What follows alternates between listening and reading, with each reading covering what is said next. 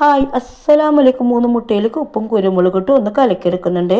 ഇനി ഒരു പാൻ അടുപ്പത്ത് വെച്ച് അതിലേക്ക് ആവശ്യത്തിന് ബട്ടർ ഒഴിച്ച് കൊടുക്കുന്നുണ്ട്. ബട്ടർ ഒന്ന് ചൂടായതിന് ശേഷം മുട്ട ഇതിലേക്ക് ഒഴിച്ച് കൊടുക്കുന്നുണ്ട്. നമുക്കിതൊരു ഓംപ്ലേറ്റ് ആക്കി എടുക്കണേ. ഒരു ഭാഗം ആയിക്കഴിഞ്ഞാൽ തിരിച്ചിട്ട് കൊടുക്കുന്നുണ്ട്. ഇതും കൂടി ഒന്ന് വേവിച്ചതിന് ശേഷം വലിയ വലിയ പീസായിട്ട് നമുക്കൊന്ന് മുറിച്ചെടുക്കുന്ന ഒരു പാത്രത്തിലേക്ക് മാറ്റുന്നുണ്ട്.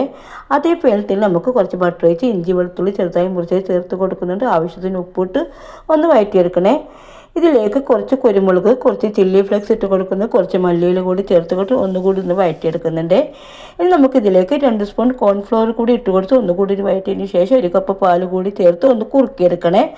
കുറച്ച് ഉപ്പും കൂടി ഇട്ട് കൊടുക്കണം. ഉപ്പ് കുറച്ച് കുറവായിരുന്നു. നമുക്കിതിലേക്ക് നേരത്തെ വേവിച്ച് വെച്ച മുട്ടയും കൂടി ഇതിലേക്ക് ഒന്ന് ഇട്ട് കൊടുത്ത് ഒന്ന് മിക്സ് ചെയ്തെടുക്കുന്നുണ്ട്.